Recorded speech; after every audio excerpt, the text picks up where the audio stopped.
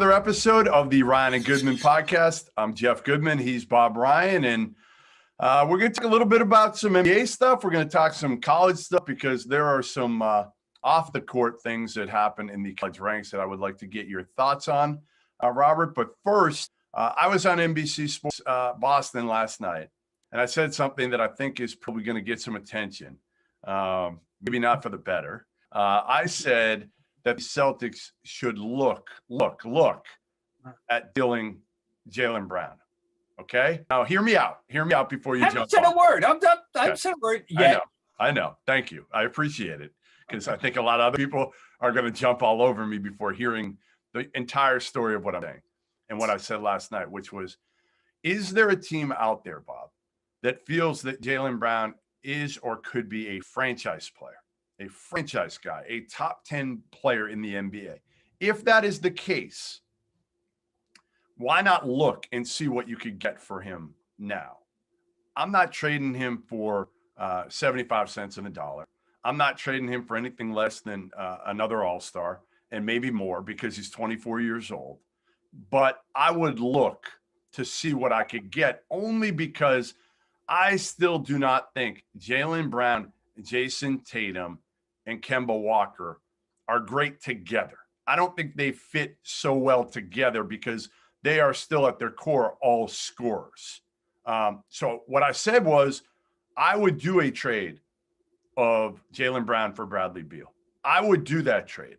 I don't know where you stand with that, but Bradley Beal, now he's a scorer in Washington because he has to be.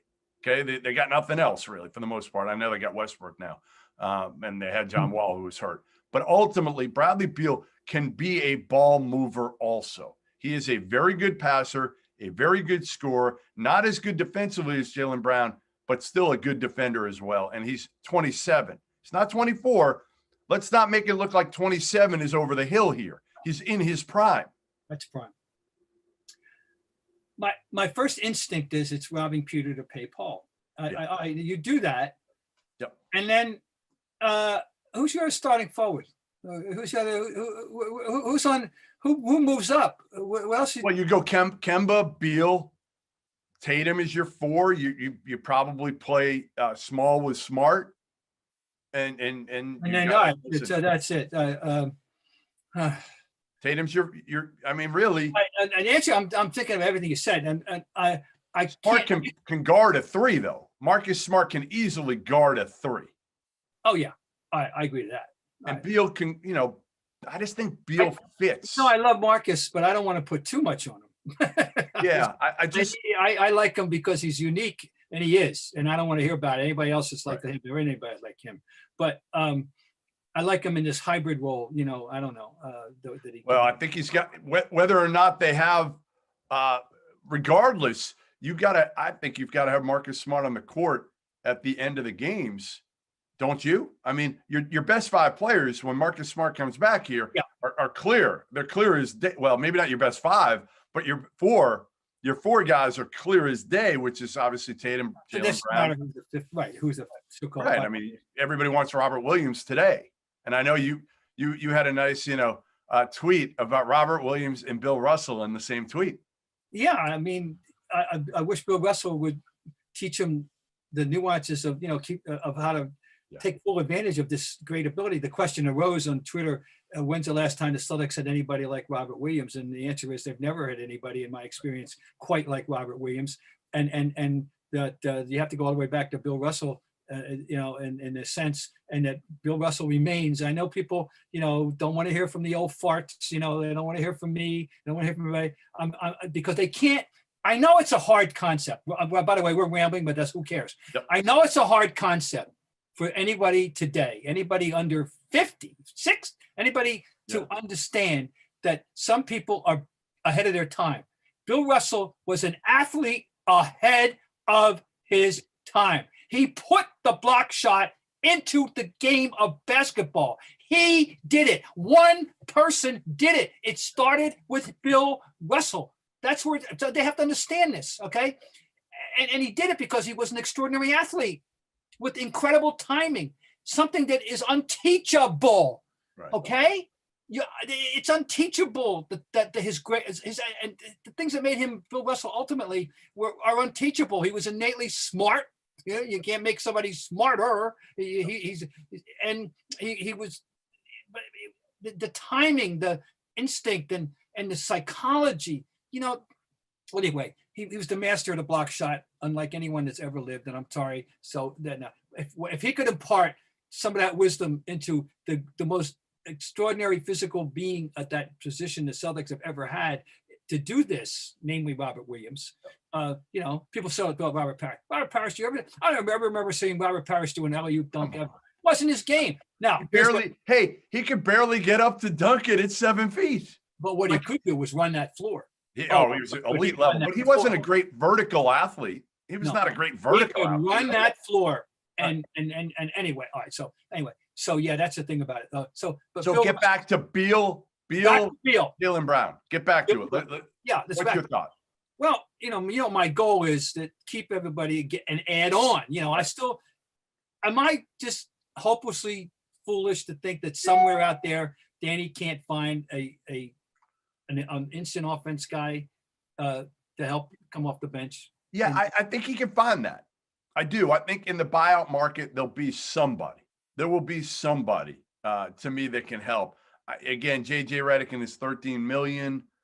Now, the longer you wait, it's obviously less than that. He had a 20-point game last night, by the way, after a while. But I probably would take. I just think if you put JJ Redick on the second unit with Peyton Pritchard, it gives him a weapon. It gives you somebody that has respectability that you have to guard, and more.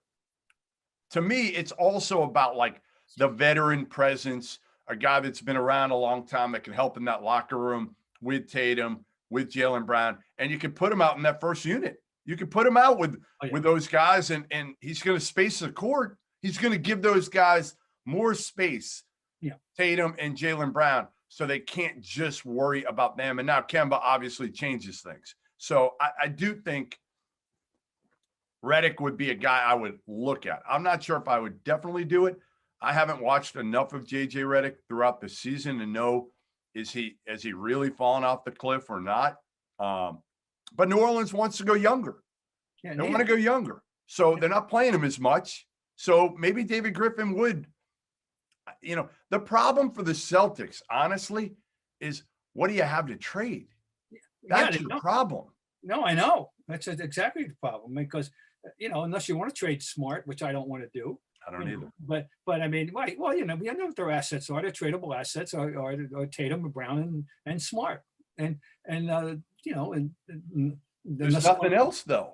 I mean, honestly, like people are like, well, Robert Williams. Yeah, I mean, like maybe you could trade him, but is it worth it? Might be infatuated with him, and and want to. What would you get for him? But I'm just fascinated having a guy like that on this team for the first time in our memory. I want to develop this guy, but I think he can make Kemba's job easier too, because Kemba can now throw some lobs to Robert Williams. Yeah, if he's in the game. If he kind of get like, he's not a guy you're going to throw the ball down to on the post probably ever, but in this new age of kind of a rolling big man, he's perfect. Like, who's better than Robert Williams? If you can figure that out, like he's better than Clint Capella at that. He's so athletic. He's so physically gifted. To me, it's all about the mental makeup and whether Brad Stevens can trust him. But maybe Brad has just figured out, you know what? Listen, we're not going anywhere with the combo of Tyson and Tristan. They're nice.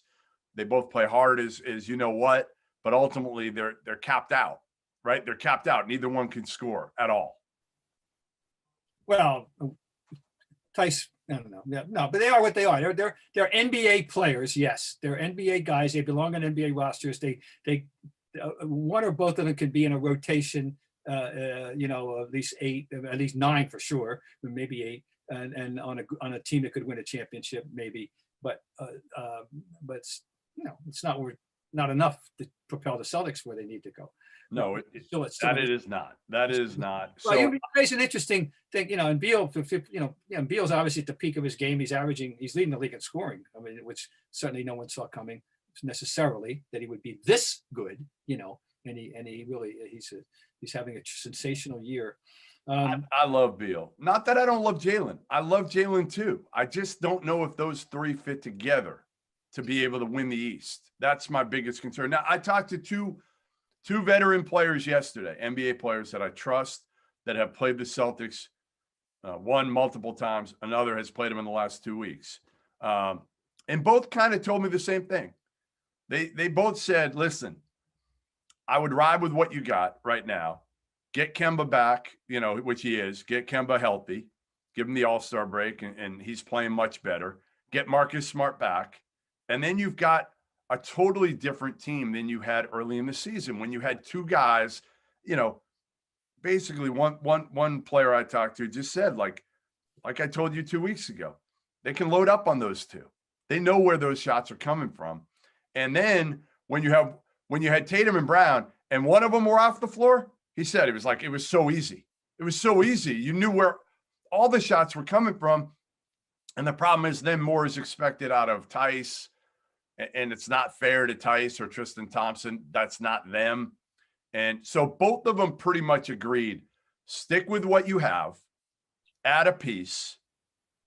Now, one of them said, yeah, they go Redick. The other said they probably wouldn't. Mm-hmm.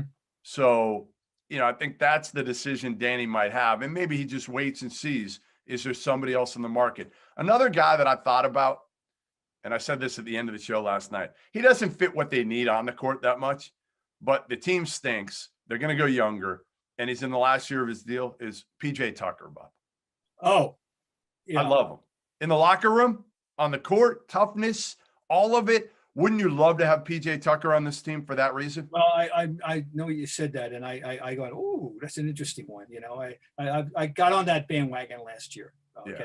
Tucker took a while, but I did get on it, and I understand why you would say that, and it would be intriguing, and he needs to get out of there. Right, and they need him out of there. Like he's not happy. He shouldn't be. He's all about winning. Right, he's all about winning. So to me, again, I think the consensus right now. And the other thing I asked the players was about Brad Stevens. And I said, what would you do? I said, there's a lot of people here right now that want Brad Stevens out. Now, they've won 3 in a row, so it's quieted down for the moment. But I said, there's a lot of people in Boston that want him gone. And they both were like, are you out of your mind? Like, you're not getting anybody better. They said, unless he's lost the locker room completely, you're crazy. Because both of them said he is a great coach.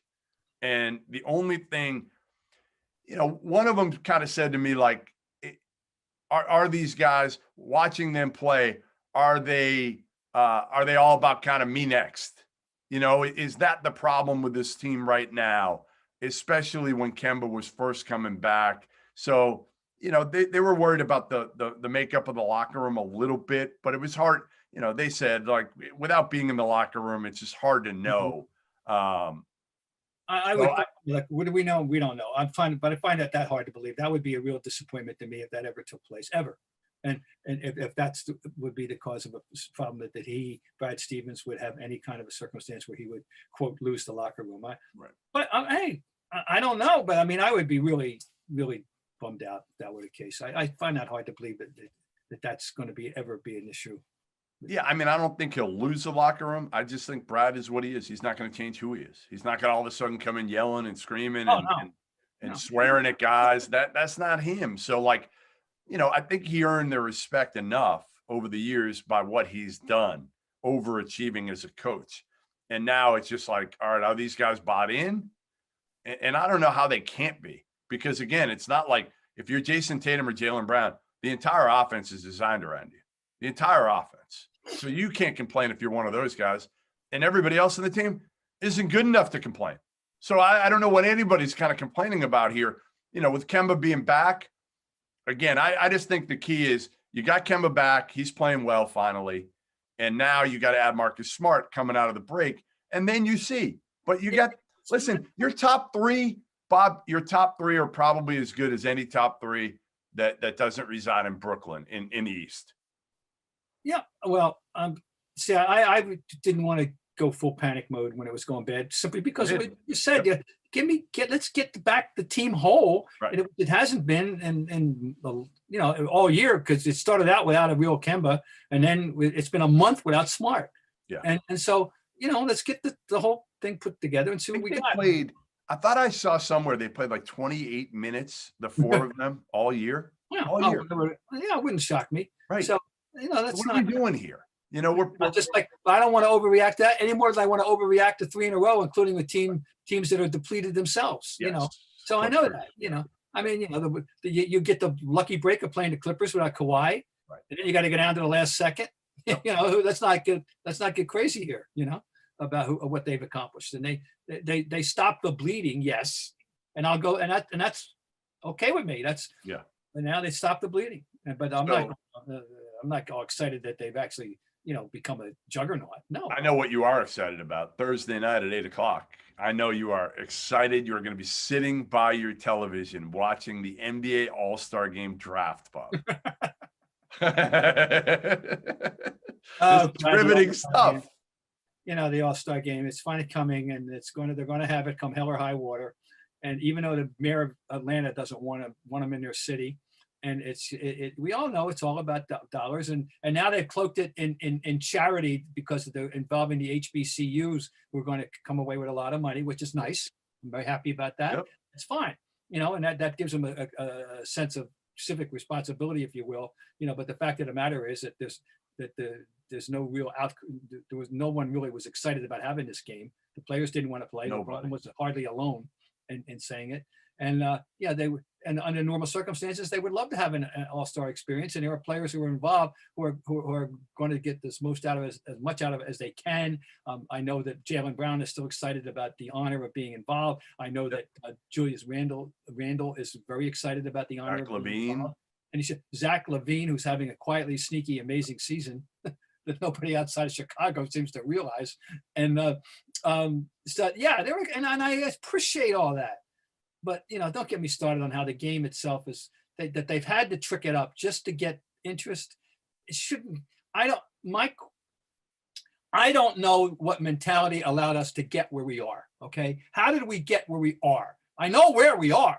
Yeah. But I don't know how we got here. How did we deteriorate so much to trash this NBA All-Star game that they turn it, it so deteriorated into a alley-oop palooza. It's unwatchable. It's unwatchable, Bob. Unwatchable to anyone who actually likes basketball, real basketball. It's one. It's and one. That's what it is. Stop watching it, and then last year, of course, they tricked it up and actually, there was a novelty interest involved. Yep. And I'm going to be honest. I have a professional reason why I'm going to have to sit there Sunday night and torture myself and watch the whole damn thing, including the slam dunk contest, which should have been abandoned after Spud Webb won it in 1986. So, when a 5'6" guy wins it, I don't want to hear about it. If I'm being this, I've been saying this there should be a height limit on the dunk contest. 6'6". You have to be. I'm very serious. 6'6". Who cares? If a 6'9" guy, I remember when Larry Nance won it, and I predicted he would that year, and he was 6'9", and that's the first time someone that tall had won it, and was going to win it. And then do I care if 7-footers can dunk? No. No. What is the point? Right. I care if Spud Webb could dunk. That got my attention. Yeah. But anyway, there should be a 6'6" limit. Yeah, you're probably right. 6'6", 6'7". I mean, who cares? It's not ridiculous. A 6'10", 11. All right, so I'm going to give you the list of names, and you're going to tell me if you were LeBron. I think LeBron might have the first pick. I'm not sure if KD or LeBron do, but if you are LeBron, who are you taking number one? If I'm going to give you all the choices, who is the guy you're taking? Okay, number one. Jaylen Brown, James Harden, Zach LaVine, Julius Randle, your boy Sabonis, Ben Simmons, Vucevic, Devin Booker, Paul George, Rudy Gobert, Damian Lillard, Donovan Mitchell, Chris Paul, Zion Williamson. Look, I'd be I don't want, like the guy, I'd be totally intellectually dishonest if I were to say that the honor of being the first guy picked isn't James Harden. So, I mean, he's been the best player in the league this year. Yeah, I think you're right. As much as it kills me, and I don't like anything about him, but he has produced at a phenomenal rate since now his manner of exit from Houston was disgraceful. Okay, and if you want to judge him strictly on that, don't take him. Those were the reserves. Those were the reserves that I read. Yeah, I know. And the starters are pretty good. Listen, I mean, Bradley Beal, starter. Yep. Joel Embiid might be the damn MVP of the league right now. Oh, he's certainly high in the discussion. He has been. Not that we worried. Obviously, physically, you look at somebody. Do you like Kendrick Perkins has been comparing him a lot to Hakeem?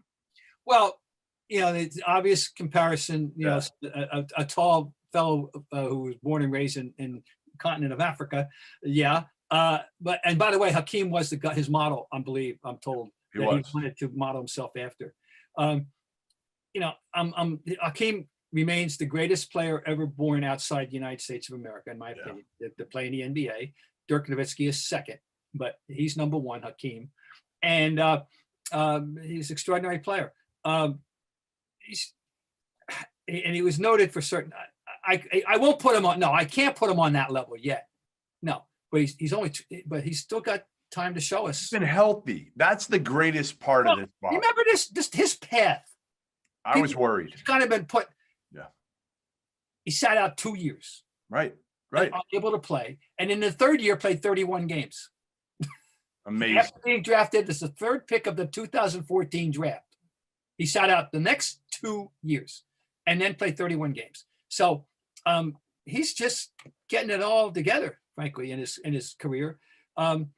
It's a goal. He's not Elijah Wan, and he may never be Elijah Wan, but boy, I'll tell you what, it's fair to say if there's going to be a next Elijah Wan, it may very well be Joel Embiid. I mean, he's averaging 30 and 11.6 right now. 30 and 12. Averaged 40 and 19 on Wednesday night against the Jazz, against Rudy Gobert, which he took as a personal challenge, right? Yes. That was a big personal challenge. I'm saying, like, Joel is just like, when he wants to. When he wants to. That one play, he just knocked Gobert the next week and got away with it. That was great. He's so talented and so skilled. And I remember the crazy part was in AAU ball, he didn't even get off the bench. He didn't play. He was buried behind a kid named Chris Walker, who ended up going some McDonald's All-American, who went to Florida and never made it. He's in like the G League. I vaguely remember the name. Yeah. Joel didn't. And Rick Pitino, your guy, was the first one to tell me he would be the number one overall pick before he ever played a game at Kansas. He told me that maybe before his freshman year, because they recruited him a little bit, and he would have been the number one pick if he hadn't got hurt at Kansas. I mean, it was clear as day. I did a little research on him, and Wikipedia research that his original goal was to be a professional volleyball player in Europe, and then he was at a camp, and Luke Mbah a Moute. The M is silent. Mbah a Moute. He comes in, and of course he's a fellow Cameroonian, and says, "Young man, you are very tall. I think I have a game for you." Yeah, it worked. It worked. He's making a lot of money playing that game, and he may get an MVP award this year if your boy Doc Rivers can keep them together. Which, again, when Doc was hired, the one thing you and I both said was, if there's anybody that can figure out the dynamic of Joel Embiid and Ben Simmons and whatever other personalities are involved in that locker room, it is absolutely Doc Rivers. Yeah. So absolutely. I'm sorry about that. Yeah. Well, I'm happy for Doc, obviously, you know that, and so we'll see how this all works out. But he certainly has to be enjoying what he's seeing every night with that. No question. All right, we're going to get to a couple college topics. Yes. Your thoughts on both of these. We'll start with Greg McDermott, who I've known for 20 years, Creighton head coach, who made his way into the news this week because after a loss to Xavier, he was talking to his team, and he's a pretty mellow guy. I mean, really mellow guy. And he basically said something, I'm paraphrasing, but if you're not on the plantation, get off the plantation. Yeah. You use the word. Awful choice of words. Awful. He knows it. Trust me, I've talked to enough people close to him. And including his son, Doug McDermott, who I've known forever and is one of my favorite people I've ever met doing this. And yeah, I mean, listen, he knows he screwed up. And in this day and age, if you screw up, you're going to feel it, and rightfully so. And the team decided, he basically said, I'll resign if you guys want me to resign. They said no. Yeah. They wanted him to coach last night against Villanova. They want him to coach the rest of the season. As of now things can change. Players didn't come out publicly and support him. That's the one area they haven't done anything. They haven't done anything. They played the game, and then the one player who went up after the game, Damian Jefferson, when he was asked to comment about it, he said, I'm not talking about it at all. I'm just talking about the game. Everyone of a certain age needs to, has been placed on notice that certain casual references that had no harm and had different resonance years ago are no longer available to you. Okay. This is what happened here. I don't know. Yeah. But I know that there's no priors that I know of. I don't believe that he's got the reputation. This isn't like the other coach in the Midwest earlier this season who had priors, who had a track record, right? But not this guy. Hey, there with the grace of God, go I kind of thing. As you know, I'm going up to 18 years ago. I had a verbal gap on local television. Wound up getting me suspended for an entire month. Really? By the Boston Globe, and it was a hyperbolic remark, and that's all it was, and it was that. But I paid a price. Obviously, this is long. It had to do something long before Me Too, and now after Me Too, nothing's close to that is possible. Anyway, so I know what it's like to make an honest, stupid mistake and then pay a price. That was 18 years ago, and but this whole thing about plantation. I mean, I'm going to throw it. What if he had said reservation? I think that's what talking to people close to him. I think that's what he meant to say, Bob, and I still think that's egregious. No, it's not. I don't think it's egregious. I think it's unacceptable. Okay, that's fine. That phrase, off the reservation, if you use it that way, he went off the reservation.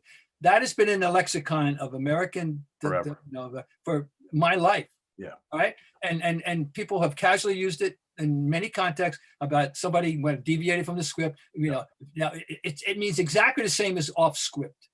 Right. It's not what it means. Off the reservation. Well, except that I'm sure that the Native American community would object. Correct.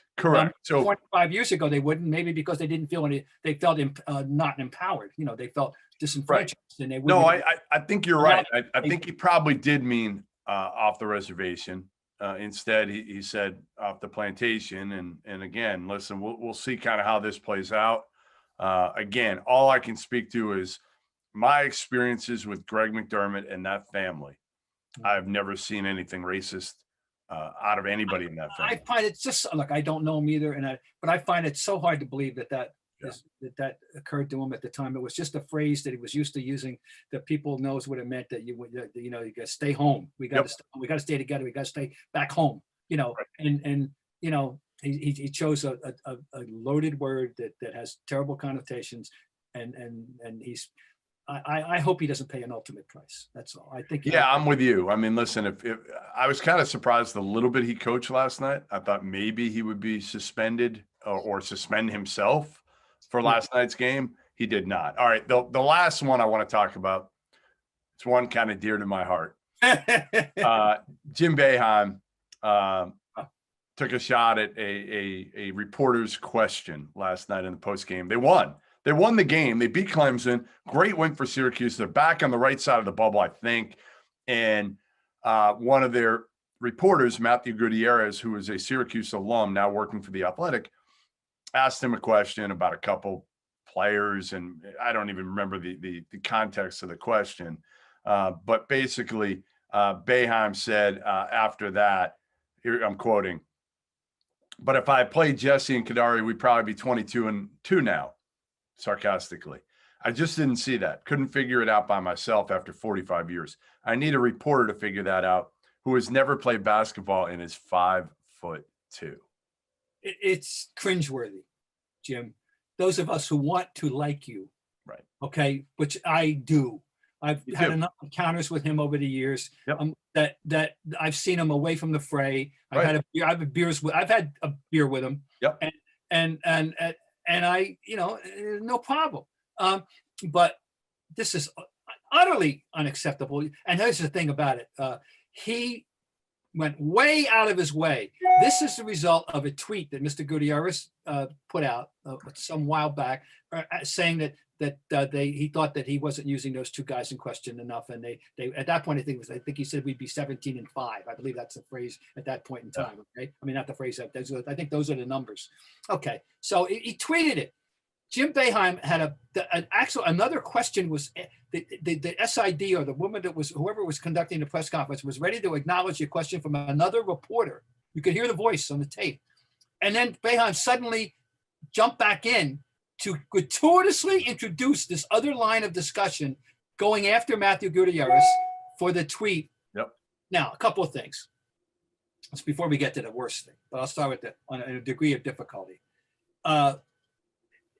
In 45 years, he's never known what anyone would like just question a strategy or a judgment. And by the way, after 45 years, shouldn't you be willing to, except you're wrong at times. Let it roll off your back. Right.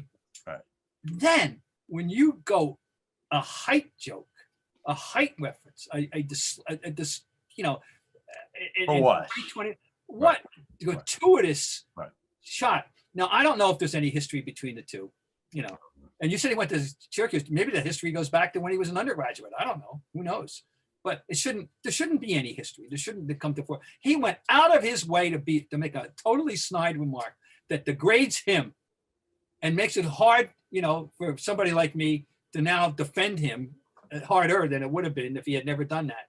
There's no excuse for it. None. And if I'm a superior, I think his AD, well, it's not going to happen because he rules, we know right. He's the most important figure in the history of the school, right? Frankly, you know who his AD is, right? You know who his AD is. Who it is now? I forget who it is now.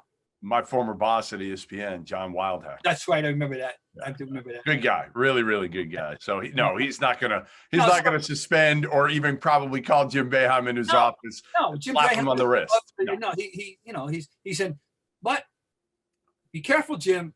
I'll give you one example. You can go too far, Joe Paterno. Just remember that as the motto about a fall from grace that was unimaginable at an institution of higher learning.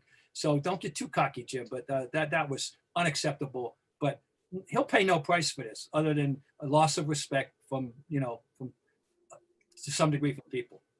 Do you remember the comment he made? It was 2013 when he told reporters to go get your Pulitzer somewhere else. Do you remember that? No, I don't. It was at Marquette. And that was directed at me and Michael Cohen at the time a Syracuse student newspaper reporter. So Michael Cohen had hit him with a question about maybe playing, I think it was putting in DeJuan Coleman against Marquette had a big boy named Devontae Gardner. Okay, big, plotting kind of big man. And I think he asked him, and that started to piss Boeheim off a little bit. Then I followed up with a question about leadership. Well, that didn't go over well. That didn't go over well. So he basically then went at both of us, and it ended with, "You guys can go get your Pulitzer somewhere else." I laughed. Listen, we've been in this long enough to know, it is what it is. You got to let it roll off you for the most part. It's a personal attack. If somebody makes a personal attack at me or my family, it's different. But anything you say about me, I don't care for the most part. I thought it was funny. And Jim and I had a pretty good relationship up until that point. Yeah. And we've had one since. He called me the next day, Bob. He called me the next day to apologize. Oh, really? See, that's a side that you want to see. Now, I don't know how he's going to, what he has any plans to even acknowledge what he did last night. It's going to get some play.